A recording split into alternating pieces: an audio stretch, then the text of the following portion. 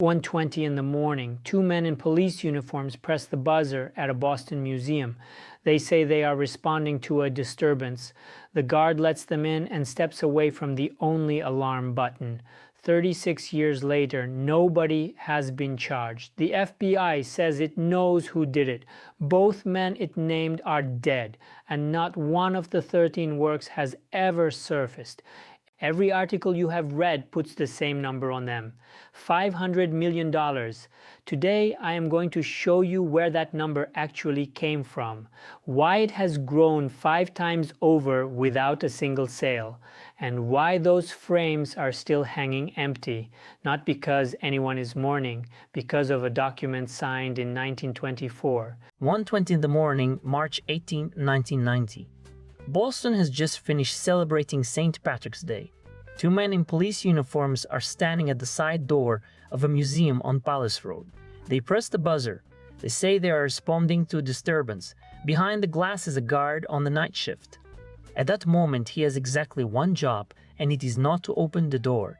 There is one alarm button in that building that reaches the real police. It is at his desk. He steps away from it.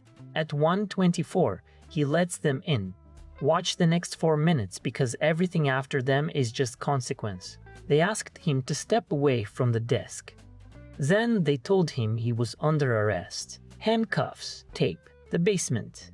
His partner came up on his round and got the same treatment. By 1:35, both guards were taped to pipes in the basement of the building they were paid to watch.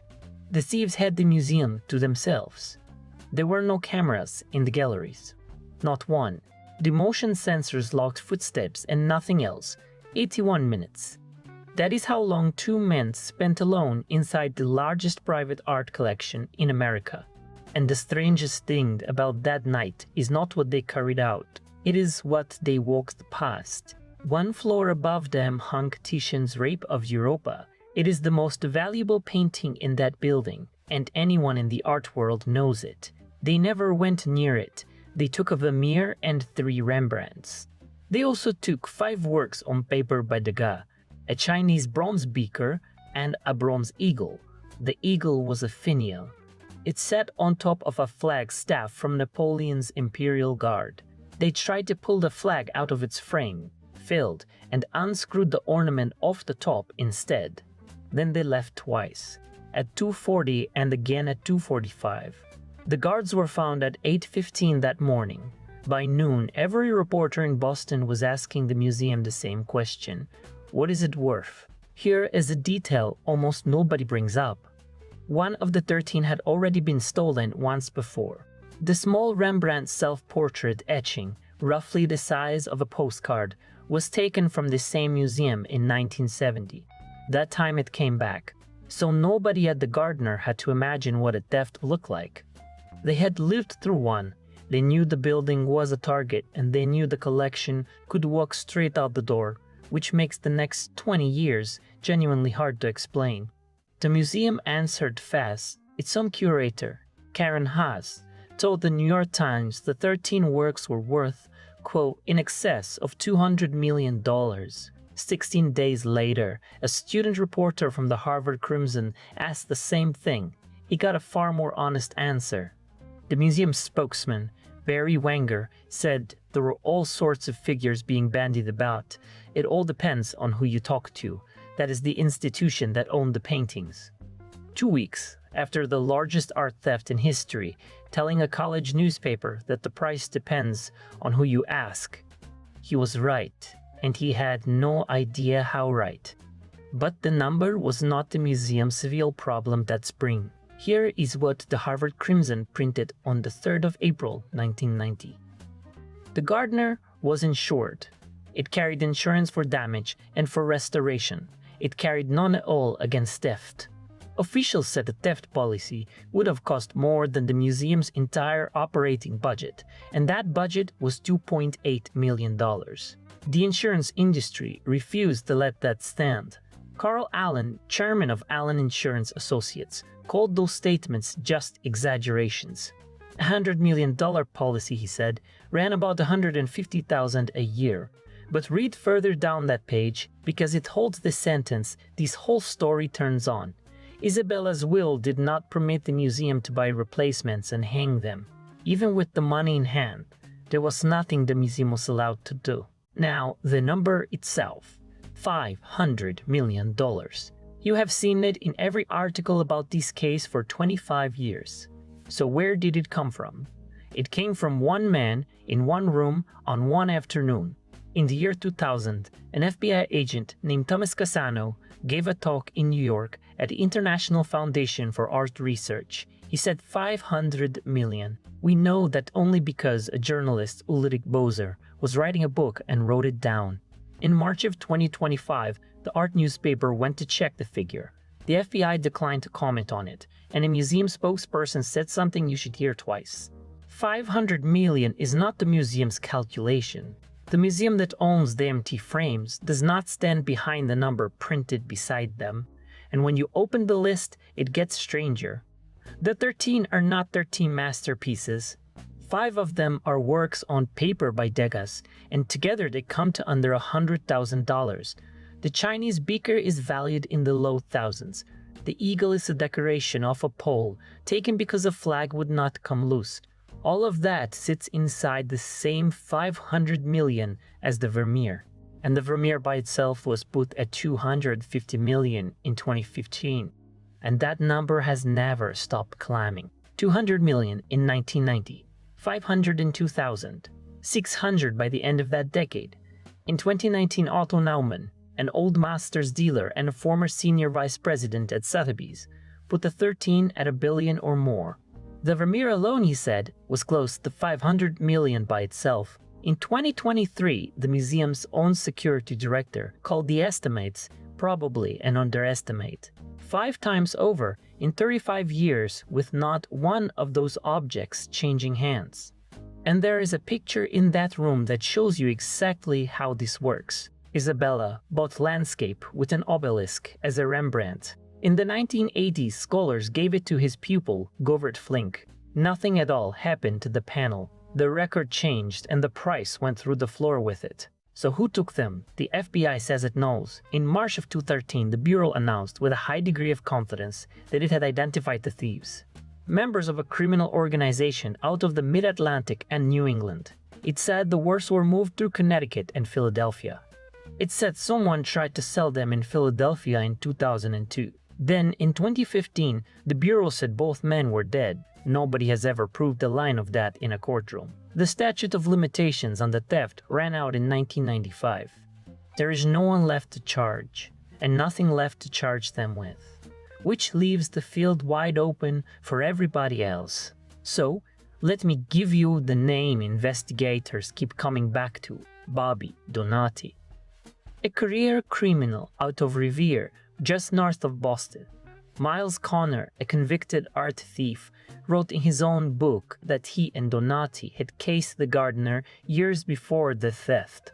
Vincent Ferrara was a New England mob boss, and in 1990 he was in prison. An intermediary for Ferrara said Donati told him he had taken the art and buried it. The plan, supposedly, was to trade 13 masterpieces for one man's release. Nobody has ever proved a word of it. Then came September of 1991. 3 days after he was last seen leaving his house, Donati was found in the trunk of his own Cadillac. Bound, beaten, stabbed. That murder is unsolved too. Now, here is the piece I cannot stop thinking about. In 2021, a Boston jeweler named Paul Calantropo went public. He had known Donati since they were teenagers.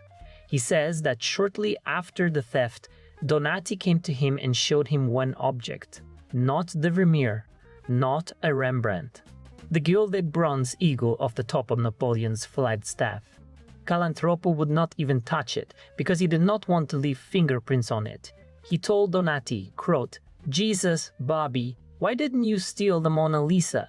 And then he told him the thing was worthless because the whole world already knew it was stolen.